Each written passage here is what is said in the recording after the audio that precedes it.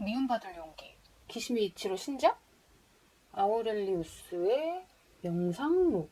오랜만에 미움받을 용기나 한번 볼까?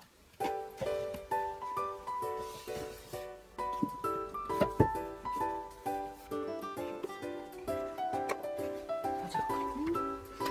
명상록도 있어. 명상?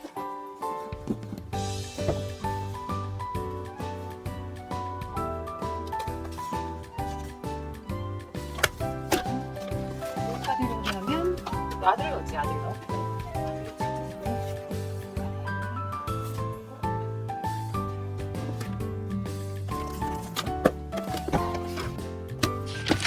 네, 안녕하세요. 네, 오랜만에 여러분들에게 책을 좀 소개해 드리려고 또 이렇게 카메라를 켰습니다.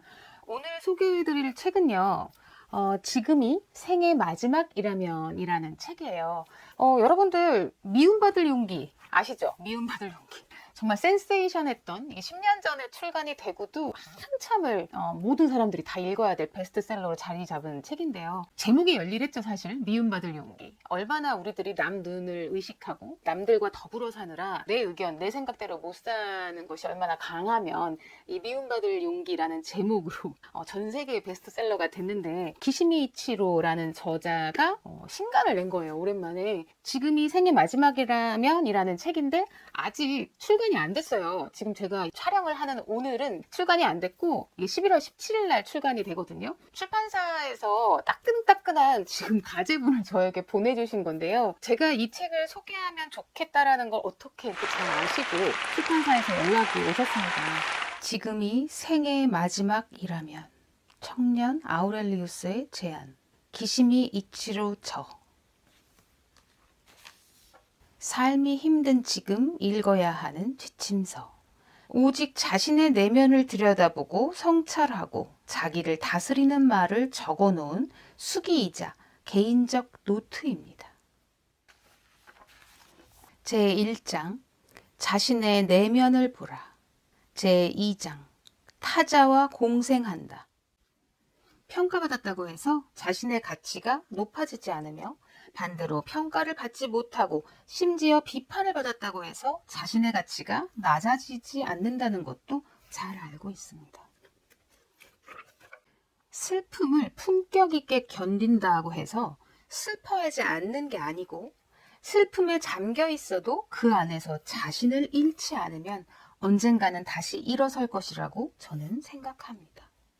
미움받을 용기를 쓴 기시미 이치로가 철학 전공자예요. 철학가이신 거죠, 철학가. 미움받을 용기 보면 이 안에 청년하고 철학자가 나와요. 여기서도 노골적으로 등장인물이 철학자인 거예요. 그럼 이 기시미 이치로가 철학이라는 관점을 자꾸 세상에 알리려는 의지가 있다는 거죠. 청년과 철학자의 대화가 되게 재밌는 게, 세상을 불신하고 너무 힘들고 암울한 시선으로 계속 접근하는 걸 끊임없이 철학자가 진짜 그게 사실일까? 사람은 전부 악할까? 어떤 것도 가능할 수 없으며 원하는 것들은 이루어지지 않아. 이렇게 부정적으로 정말 염세적으로 볼 것인가? 거기에 이제 의문을 던지도록 철학자가 계속 유도해 줘요. 결국은 이 기시미치로의 관점이 지금 미움받을 용기와 그 다음 신간인 지금이 생의 마지막이라면이 이제 다 연결되는 것 같아요. 이 지금이 생의 마지막이라면이라는 책은 아우렐리우스 라는 로마 황제의 명상록이라고 이미 되게 오랫동안 이어지고 있는 저희 고전 중에 하나예요. 그래서 제가 또 책꽂이를 뒤져보니까 명상록이 있더라고요. 명상록.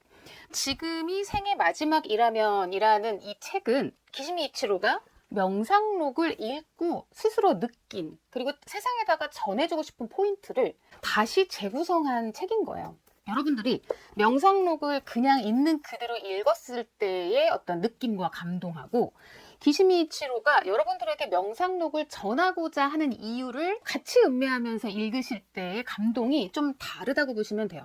아들러를 직접 읽으실 때와 아들러라는 철학과 사상을 기반으로 해서 기시미 이치로가 전하고 싶은 견해, 여러분들과 나누고 싶은 소재로 다시 재구성한 걸 읽었을 때 감동이 다르듯이 제일 좋은 건 다 읽으시는 거예요. 다. 그럼 사실 지금 이 영상 안에도 다양한 사람들의 시선이 엉켜 있다고 보시면 돼요. 시공간을 지금 초월해서 이 안에 영혼이 지금 같이 존재한다고 보고 있는데요. 아우렐리우스는 기원 후 100년 남짓? 이때 로마를 통치했던 황제거든요. 그럼 지금으로부터 2000년 전에 존재했던 사람이고, 이 명상록을 읽고 세상에다가 전하고 싶은 어떤 것들을 이렇게 다시 기시미이치로가 책을 재구성했단 말이에요. 그러면 지금 아우렐리우스의 영혼, 기시미이치로의 영혼, 이 두 사람이 어떤 생각을 하고 이렇게 하고 있구나라는 걸 나비다인 제가 소화해서 여러분들한테 전하고 있잖아요. 그러면 나비다의 영혼, 그리고 여러분들이 이걸 보고 계시잖아요. 저게 무슨 말이지? 아, 그런 거구나. 난 이렇게 생각하는데 그건 뭘까? 하면서 여러분들이 이제 자신의 영혼으로 이걸 또 보고 계실 거 아니에요. 그럼 이 안에는 지금 시공간을 초월한 여러 영혼들이 소위 철학을 하고 있는 시간으로 보시면 됩니다. 사실 이제 철학이라는 게 실용적인 건 아니잖아요. 철학, 사상, 인문, 종교 이런 것들이 인간의 삶에 없어서는 안 됨에도 불구하고 우리가 먹고 사는 어떤 실존의 문제에 있어서 다급한 것들을 조금 더 실용적으로 효율적으로 해결해 나가는 과정에서는 철학이 좀 뒤로 처지게 돼 있어요. 다급하고 이런 현실 안에 묶여 있다고 했을 때 현실을 잘 풀어내기 위해서는 결국 철학을 해야 한다는 건데, 철학이 뭘까요? 기시미치로가 적어놓은 게 있어요. 한번 좀 읽어드려 볼게요. 명상록은 철학서인데 철학은 지를 사랑한다는 뜻입니다. 누구나 행복을 추구한다. 이것이 그리스 로마를 이루는 기본 전제이자 철학의 출발점입니다. 행복이란 무엇인가? 행복하기 위해서는 어떻게 해야 하는가? 이것을 고민하며 인생을 어떻게 살아야 하는가를 알고자 하는 것이 바로 철학이라고 할 수 있죠. 이렇게 적어놨는데요. 사전을 찾아보면 철학은 말 그대로 인간과 세계에 대한 본질, 어떤 섭리, 원칙, 진리 이런 것들을 탐구하는 학문이 철학입니다.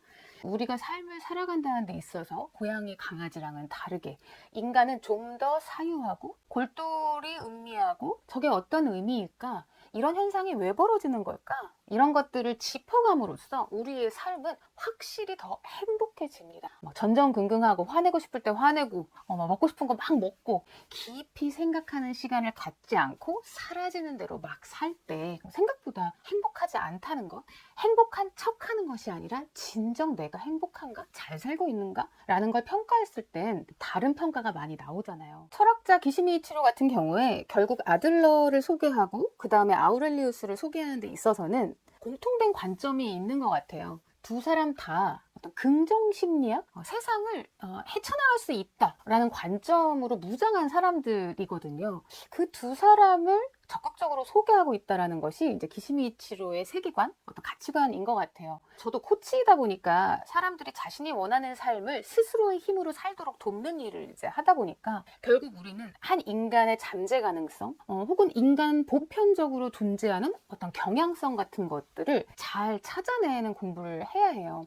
그런데 이제 과거로 많이 갈수록 고정 마인드셋이라고 하죠. 우열이라는 걸 나누고 한 번 정해진 틀, 어떤 계층, 남자로 태어났냐 여자로 태어났느냐, 키가 크냐 작냐, 힘이 세냐 힘이 약하냐, 머리가 좋냐 머리가 나쁘냐, 인종, 흑인이냐 백인이냐, 이런 구분들 안에서 어떤 가능성들을 처음부터 원천 봉쇄하고 주어진 거 안에서만 수동적으로 사는 것이 꽤 오랜 또 인간계의 역사거든요. 그런데 그 안에서 그 어떤 역사 속에서도 항상 어떤 현자, 지혜로운 사람들, 철학자, 사상가들은 그런 것들을 다 보통 의심하고 우주의 질서, 진리, 진정 세계와 인간의 삶이란 무엇인가, 이런 것들을 많이 탐구해온 것 같아요. 그래서 기시미치로 같은 경우도 이렇게 한 개인의 가능성이란 부분에 매우 초점을 맞춘 사람 같아요. 그래서 아마 아들러와 아우렐리우스를 소개했던 것 같은데, 아우렐리우스 얘기를 좀 더 해볼게요. 그럼 로마의 황제 아우렐리우스의 이 명상록이 갖는 가치와 의미는 뭘까? 오랜만에 책꽂이에 꽂혀있던 명상록부터 먼저 꺼내봤어요. 원 저자가 남겨놓은 느낌 그대로를 먼저 읽고 그 다음에 기시미치로의 견해가 덧붙여진 발췌한 이제 그런 부분들을 다시 볼 때의 차이점 같은 걸 저도 이제 구분해서 좀 보고 싶었는데, 아우렐리우스가 황제였지만 단순 통치자 그 역할에만 충실하고 틀에 박힌 거 안에서 권력을 향유하고 지시하고 이런 캐릭터는 전혀 아니었던 것 같아요. 철학 철학자적인 면모가 출중한, 만약에 이 사람이 황제로 발탁되지 않았더라면 그냥 철학가가 됐을 수도 있는 사람이었던 것 같아요. 이때가 로마 전성기였는데요. 한 5대째, 그러니까 5대 연속으로 성군, 명군이 계속 이어지는 시기였다 그래요. 로마의 전성시대의 마지막 성군인 건데, 그 얘기는 이제 이 아우렐리우스부터 로마가 좀 기울어 가는 거죠. 역병도 돌고 전쟁도 많이 일어나고, 그러면서 이제 아우렐리우스 아들이 왕이 됐을 땐 그 아들은 폭군이 되는 이제 비극을 만들어내게 되는데요. 어쨌든 굉장히 통치를 잘했던 성군들의 연속 5대 성군 안에 들어가는 사람인데, 철학가로서의 면모는 어릴 적부터 나오는 것 같아요. 어릴 적부터 좀 관심이 많았던 거고, 환경 자체가 그런 인문학, 철학, 사상 이런 것들을 본질적으로 공부할 수 있는 여건이 마련되어 있긴 해요. 그러다 보니까 저도 이걸 보면서 교육이 얼마나 중요한가, 어린 시절에 접한다는 거, 본질, 진리, 어떤 세상, 우주의 원칙, 이런 깊이 있는 탐구를 빨리 접하는 게 저는 매우 중요하다는 생각을 이 책을 보면서도 또 하게 돼요. 그런 와중에 이때가 이제 그리스, 기원전 그리스, 기원은 이제 막 로마의 그 바운더리에 있다 보니까 소크라테스, 플라톤, 아리스토텔레스 이쪽 시대의 스토아 철학파, 여기에 영향을 많이 받아요. 스토아학파한테 영향을 많이 받는 거죠. 그때 공부한 것들을 이 사람은 너무 재밌어서 계속 철학가가 되고 싶어 하는 것 같았는데, 황제로 이렇게 부임을 하게 되니까, 발탁이 되게 되니까 현장 업무로 가야 되는 거죠. 산 좋고 물 좋은 곳에서 책만 읽는다거나 도만 닦는다거나 서재에서 글만 쓰고 글만 읽는 사람이 아니라 막 그 처절하고 긴박한 어떤 현실에서 철학을 해야 되는 국면으로 넘어가는 거예요. 역병이 돌고 전쟁이 계속 일어나기 때문에 아우렐리우스 같은 경우에는 전쟁터에 굉장히 많이 나가 있어요. 그러니까 곧 죽을 것만 같은 순간을 계속 겪는 거예요. 그런 현실의 척박한 실시간의 그 상태에서 아우렐리우스가 자신의 정신줄을 다잡기 위해 채택한 방법이 글쓰기였던 것 같아요. 이미 어린 시절에 철학적 영향을 많이 받아서 신념 체계가 그쪽으로 잡혀 있는 거예요. 사람은 어떻게 살아야 하고 세상은 어떻게 돌아갈 것이니 나는 그에 어떤 식으로 대응하면서 살겠다라는 것이 아직 실존해서 경험해보지 않았지만 이론적으로 몸에 배어 있었던 거죠. 근데 이제 스토아 철학의 핵심이 실천 철학이라고 해요. 말 그대로 그냥 탁상공론, 책 보고 머리로 익히고 이론으로 아는 것이 아니라 이걸 니네가 써먹어 봤어? 진짜 써먹었을 때 너의 독자적 감각으로 그 철학이 말하는 것, 현자나 위인이 얘기했던, 그 성인이 얘기했던 이야기가 네가 겪어보니 넌 어때? 정말로 이어져? 매칭이 돼? 이런 게 이제 스토아 학파의 핵심이다 보니까 그 영향을 받아서 아우렐리우스도 그 전쟁터에서 이기적이고 권력지향적인 막 그 정치 세력들 안에서 역병으로 죽어가는 시민들 앞에서 철학을 했던 것 같아요. 감정에 따라 막 행동하지 않고 함부로 절망하지 않고 누군가를 해치거나 나 자신을 함부로 해치지 않기 위해서, 진정한 통치라는 걸 제대로 하기 위해서 매 순간 글을 쓴 것이 바로 명상록이에요. 내면 일기인 거예요. 배운 것과 실전에서 지금 써먹어보는 과정에서 어떤 나만의 독자적 감각을 막 적어내는 거죠. 의심해보고 다시 음미해보고 질문을 던지고 답하고, 또 잊어버릴만 하면 스토아학파한테 배웠던 철학들을 필사하듯이 막 적어내려가면서 다시 한번 암송하고 내 뼈에 새기고. 그래서 이거는 출간을 목적으로 쓴 글이 아니다 보니까 타인에게 전하는 것이 아니라 나 자신을 채찍질하는 거기 때문에 거기서 감동이 있는 것 같아요. 우리가 누군가에게 훈계를 한다거나 이래라 저래라 할 땐 진짜 듣기 싫죠. 근데 그 얘기를 자신에게 하는 거예요. 자신에게 정신 차리라고 하는 이야기들. 아무것도 함부로 단정 짓지 말고 조금 더 탐구해봐. 이런 어떤 여지를 주면서 스스로를 치유하고 달래고, 그렇지만 힘을 내고 바른 선택을 하기 위해 애쓰는 그 성찰 얘기. 그게 되게 감동적인 것 같아요. 아우렐리우스가 직접 쓴 게 남아있는 것도 아니래요. 그건 이미 또 어딘가 불살라졌는데 내용이 너무 좋으니까. 자기 자신을 다잡기 위해 쓴 글이니까 누군가에게 계속 울림이 전해졌던 거고, 울림이 전해지니까 소위 필사하듯이 누가 베껴 쓰고 한 게 지금까지 이제 이어져서 이 시기에 이런 황제들의 글은 아마 유일하다고 해요. 이 아우렐리우스의 명상록이 유일한 글귀인 거예요. 그래서 아우렐리우스가 남긴 이 명상록이나 현자라고 지칭하는 붓다, 예수, 노자, 장자, 이런 사람들의 글귀나 철학과 사상이 다 관통하는 것들이 있어요. 오늘 이 시점에 한 포인트를 좀 정리해드린다면, 이 현자들이 말하는 진리의 핵심은 운명과 운명에 대응하는 한 인간의 자유의지? 그러니까 정해졌다고 믿어지는 것들. 낮에는 해가 뜨고 밤에는 해가 지죠. 낮과 밤을 내가 어떻게 할 수 없어요. 내가 우리 엄마한테 태어날 거야 라는 걸 미리 정하지 못했고 정했다는 들 기억을 못하고 운명 지어지는 것들이 있다는 거예요. 다 정해졌으니까 난 수동적으로 끌려가야 하는가? 그런데 모든 현자들의 진리에서 관통하는 부분은 운명 지어져 있는 건 있지만 이것에 대응하는 태도와 방식은 선택할 수 있다는 거예요. 주어진 운명에 난 어떤 태도로 임할 것인가는 자유의지라는 거죠. 정해져 있는 것과 정해져 있지 않은 것들, 내가 할 수 없는 일과 내가 할 수 있는 것들, 이걸 구분해내는 지혜를 위해서 평소에 얼마나 많이 사유하고 사색하고 철학할 것인가. 그냥 끌려갈 것인가. 잠시 멈추고 내 자유의지로 어떤 것들을 선택할 것인가. 내가 바꿀 수 없고 내가 어찌할 수 없는 것들은 수용하고 받아들이되, 그래서 그때만큼은 깊은 슬픔도 느끼고 수용하는 데서 오는 버거움을 느끼기도 하지만, 그럼에도 불구하고 그걸 수용한 다음에는 어떤 것들은 내가 적극적으로 내 의지를 가지고 움직일 것인가. 이런 독자적인 자각 능력이 공부와 실전에서 같이 왔다 갔다 하면서 스스로 정리해 나가야 되는 것 같아요. 결국 기시미치로도 어머니가 뇌경색으로 입원하셨을 때 명상록을 다시 읽게 되면서 이 책을 또 출간할 동기를 얻으신 거거든요. 그 죽음, 어떤 아픔, 병, 이런, 우리가 이것도 불가항력이잖아요. 이런 것 안에서 기시미치로도 독서를 통해서 자신을 철학한 거죠. 그 사유하는 과정을 통해 이 사람도 나 자신을 다잡고 긍정적으로 바라볼 것과 받아들여야 될 것이 무엇이고 내 힘으로 할 수 있는 것은 무엇이고 내려놔야 될 것은 또 무엇인가, 이런 철학을 하는 글쓰기를 하신 거죠. 그 글쓰기가 출간이 된 거예요. 여러분도 공부를 좀 하셔야겠죠. 소위 우주적 질서, 세상의 논리, 인간의 경향성, 생명 잘 이해 못해도 철학과 사상을 공부하고 인문학을 공부하셔서 습득을 하시는 거죠. 어린 시절에 하시면 하실수록 좋은 것 같아요.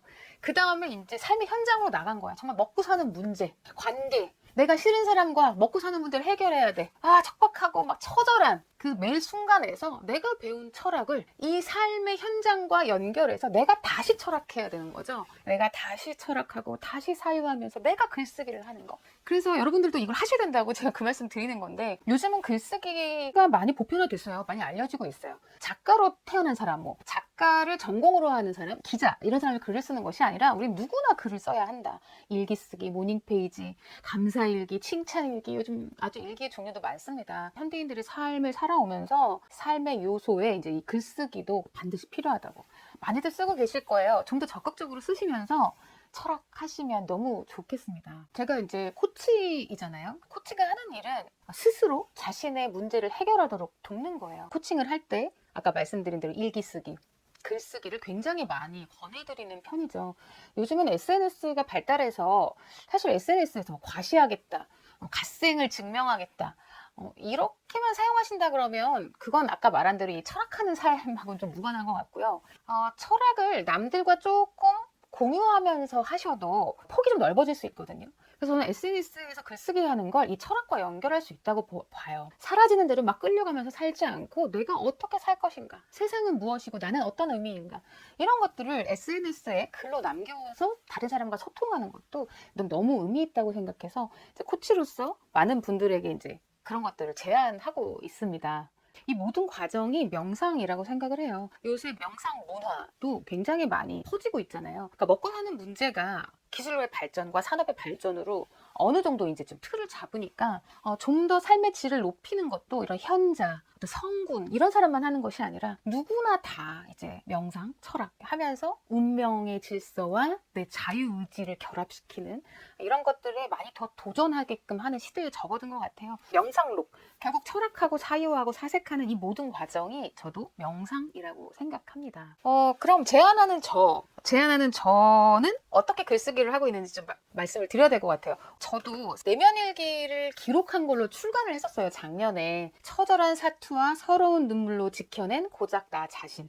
이건 제가 40에서부터 46살 사이에 쓴 일기들을 모아서 발췌한 거예요. 그러니까 이게 다 연결이 되면서 2000년 전에 아우렐리우스가 쓴 일기와 제가 지금 현재에 쓴 저 내면 일기가 이렇게 만나지는 것이 뭔가 굉장히 감동적이랄까요? 그러면서 그 생각했어요. 제 일기도 2000년 뒤에 너무 좀 꿈이 큰가요? 2000년 뒤에까지 남겨져서 누군가가 이 일기를 읽고 삶의 이유를 좀 더 찾고 힘을 내서 오늘 하루를 또 멋지게 살게 되면 얼마나 좋을까 이런 생각도 하고 있거든요. 제 책도 좀 홍보했습니다. 이벤트를 하나 할게요. 이게 이제 17일 날 출간이 되면 이 책하고 저의 내면 일기 이 두 개를 5분에게 선물로 보내드리려고 해요. 이건 이제 출판사에서 지원을 받을 거고요. 이건 제 책이니까 드릴 건데 오늘 이 영상을 보시고 나에게 왜 이게 필요하든지 나에게 어떤 의미로 다가오는지 댓글로 잘 남겨주시고 그 옆에 이메일 주소 하나만 적어주세요. 그럼 정성껏 남겨주신 분 5분을 채택해서 이메일로 안내를 드릴게요. 제가 책을 보내드릴 수 있도록 하겠습니다. 이 책의 제목이 지금이 생의 마지막이라면 이잖아요. 기시미치로가 명상록을 읽고 이 부분을 왜 강조했을까를 생각해 볼 수 있어요. 결국 이 책의 반 이상이 죽음에 관련된 이야기가 나와요. 삶을 철학하다 보면, 삶의 이야기들을 통찰하다 보면 죽음을 피해갈 수 없다라는 걸 현자 아니어도 우리 알잖아요. 그쵸? 잊고 살아서 그렇지, 왠지 막연하게 생각하면 두려워서 그렇지, 저희 죽음이라는 거에 대해서 다 알고 있잖아요. 그쵸? 가까운 곳에서 죽음을 목격하기도 하고 가만히 눈 감고 생각하면 언젠가 우리 모두가 다 죽는다는 걸 우린 알 수 있습니다. 그걸 거부하고 싶든 막연해서 두렵든 어쨌든 우린 다 죽는다는 거예요. 이 아우렐리우스도 전쟁터에서 정말 막 실시간으로 곧 죽을지도 모르는 그 공포 속에서 철학을 하면서 죽음이라는 부분을 염두에 두지 않고 오늘의 삶을 생각할 수 없는 거구나 많이 곱씹었던 것 같고, 또 이 기시미치로도 어머니가 뇌경색으로 쓰러져 계시면서 병실에 있으면서 인간에게 병이 들고 죽는다라는 것이 있다면 정말 사는 건 어떻게 살아야 하는 걸까, 이런 생각을 정말 많이 한 건데, 마침 저도 최근에 죽음에 대한 생각을 많이 했었어요. 이제 코칭을 하다 보니 필요해서든 저도 제 난제들을, 저도 문제가 많단 말이에요. 삶이라는 게 그렇잖아요. 태평성대를 원하지만, 아무 일 없는 안전한 하루하루를 원하지만 그렇지 않아요. 근데 그때만이 철학할 수 있다는 거죠. 우리에겐 삶의 현장에서의 그런 막 목이 졸리는 듯한 위협들과 똥줄 타는 그런 경험들이 분명 저희에게 철학을 할 수 있는 기회를 주는 거니까, 현대 사회가 막 경쟁 위주의 자본주의 안에서 힘들다고 하지만 어쩌면 우리 모두가 지금 철학할 수 있는 기회가 온 건데, 저도 그러다 보니 최근에 죽음에 대한 생각을 많이 했었어요. 제가 자기계발서 1등의 습관인가? 그 책을 읽다 보면 그 저자가 오늘 할 일 해갖고 이제 계획표를 짜게끔 한다는 거예요. 근데 그 계획표에 보통 저희가 무엇부터 쓰느냐? 해치우기 쉬운 일부터 쓴다는 거예요. 수월한 일. 많이 신경 안 쓰고 그냥 빨리빨리 할 수 있는 일을 1, 2, 3 이렇게 쓴다는 거죠. 시장 가기, 청소하기, 바람 쐬기, 전화하기. 그리고 가장 중요하고 가장 원하는 거일수록 10번째, 가장 꼴찌에 쓴다는 거예요. 그런데 이 죽음과 연결해서 제가 이렇게 한번 비유를 해볼게요. 내일 죽는다면, 정말 내일 죽는다면 오늘 일과표 그동안 짜듯이 가장 손쉬운 일을 1번에 쓰고 가장 중요하고 원하는 일을 10번에 쓸까요? 분명 여기서도 생각의 전환이 일어나잖아요. 근데 이것보다 역설적으로 다른 반전 같은 설정을 하나 더 해봤어요. 저희가 사실 하루를 무기력하게 대충대충 때우듯이 살 때도 많이 있어요. 소위 엉망진창 사는 경우도 있다는 거예요. 술에 술 탄 듯 물에 물 탄 듯 게으르게, 늘어지게, 우울하게. 그렇게 근데 망가지듯 사는 인생을 재수없게 50년을 더 살게 되면 어떠실 것 같아요? 지금 100세 시대잖아요. 그쵸? 지금 40세라고 가정해 볼게요. 그냥 어쩌다 보니 요즘 늘어지고 아무 생각 없이 그냥 막 살고 있는 40세. 근데 이대로 그냥 망가진 채로 재수없게 50년을 더 살아야 된다면 어떡하시겠어요? 오늘 할 일을 그동안 쓰던 방식대로 쓰시겠어요?